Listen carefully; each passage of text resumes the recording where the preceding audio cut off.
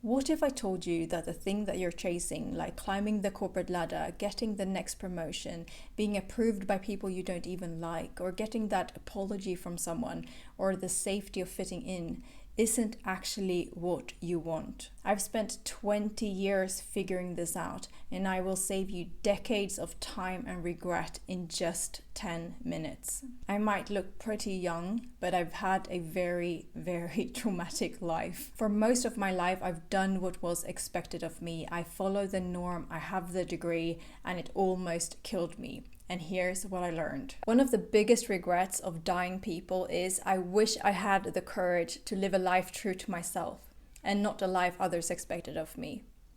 I learned this the hard way by having my life completely taken away from me. And when I was bedbound in chronic fatigue, at the darkest moments of my life, I didn't know if I'd get my life back ever. I remember asking myself, if this is it, if I do not get my life back, would I be content with what I've done and what I've achieved in my life? Could I leave this planet content? And the answer was no. And then I asked myself another question, and that was, if I do get my life back, what would I do differently? That was a fucking wake-up call for me. I became so crystal clear on what actually matters. And that's why I'm so passionate about this. Live in alignment with you, not the fucking norm. And that's actually the first lesson. Because following the norm, following someone else's dream, there is no prize at the end. You will not be rewarded for following someone else's dream at all. You will feel empty inside.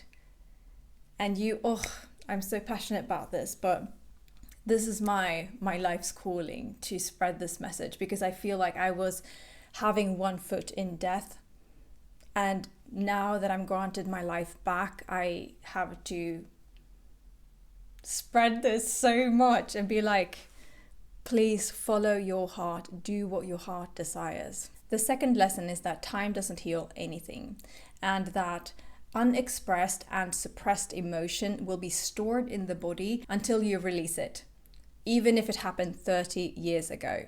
I learned this when I spent a whole year in grief therapy, a science-based method that allows you to release stored emotion even if the person doesn't apologize. And that is so fucking freeing, that you can actually free yourself from past trauma, past hurt, without needing the person who caused it to apologize or, even acknowledge what happened. And it's also important to also bring into the present moment, to constantly free yourself emotionally. So in relationships, it's so important to always express things of gratitude, things of joy and dreams, or even, when you get hurt, or anything of emotional charge has to be expressed, if it's safe to do so, to the person who caused it. Because then you're constantly freeing yourself, and then you don't need to go to grief therapy. This is also one of the biggest regrets of the dying. I wish I had the courage to express my emotions and feelings. So you can kill two birds with one stone. One is that you will remove regret by expressing your true feelings to the people around you, so that they know how much you love them, or if they hurt you, or honestly, it's only to be true to yourself. And you also make sure that you constantly free yourself by expressing these emotions. The third lesson is that stress is poison. And the sooner we realize this, the less we want to be able to handle large amounts of it.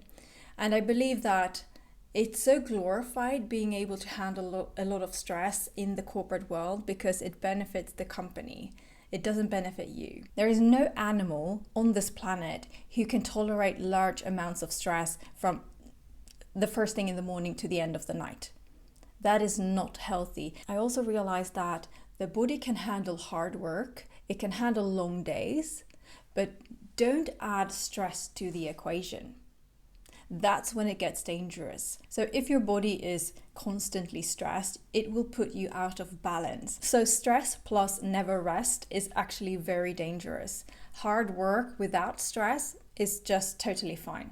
So to wrap this up, what is it that we actually want? When I say that, chasing the corporate ladder, the next promotion, or, approval of others, if that's not what you actually want, what is it that you actually want? And I believe that it's the same for almost every human being. And that's to be loved, accepted, feel worthy, be respected, and feel whole as a human. And I feel like we are so tricked into believing that following the norm and the normative path is the only way there. But I believe that if you watch this video, you want freedom, you want authentic self-expression, you want to be whole as you. So if you're in the habit of only feeling worthy when you get external validation, you are actually giving your power away, because the other person is now in charge of your worthiness, and they can either give it to you or take it back. So if you can find a way to feel so fucking worthy wherever you are in life, even if you are a beginner, even if you are at the start of your business, or even if your post doesn't get any likes or views, even if this video doesn't get any views, I still feel worthy. I still believe that this is an amazing video. And if you can give that to yourself, you've come such a long way, and you can get off this roller coaster, and you can be like, this is who I am, and this is what I offer the world, and I love this regardless.